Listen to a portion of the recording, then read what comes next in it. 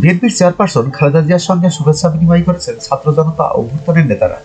সশস্ত্র বাহিনীর দিবস উপলক্ষে আজ বৃহস্পতিবার ঢাকা সেনানিবাসে সেনাকুঞ্জে আয়োজিত সংবর্ধনা অনুষ্ঠানে তারা খালেদা জিয়ার সঙ্গে দেখা করেন। আজ সন্ধ্যায় বৈষম্য বিরোধী ছাত্র আন্দোলনের ভেরিফাইড ফেসবুক পেজ থেকে খালেদা জিয়ার সঙ্গে গণ অভ্যুত্থানের অন্যতম প্রধান তিন নেতা এবং বর্তমান অন্তর্বর্তী সরকারের উপদেষ্টা মাহফুজুল আলম, নাহিদ ইসলাম ও আসিফ মাহমুদ সজীব ভুঁইয়ার সাক্ষাতের ছবি সম্বলিত ফটোকার্ড প্রকাশ করা হয়।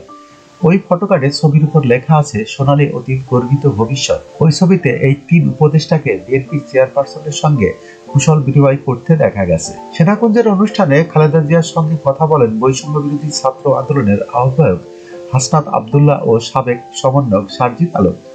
সন্ধ্যায় নিজের ভেরিফাইড ফেসবুক অ্যাকাউন্ট থেকে সেই সাক্ষাতের ছবি শেয়ার করে সারজিদ আলম লেখেন, আপনার আপসহীন মনোভাব আমাদের অনুপ্রেরণা হয়ে থাকবে।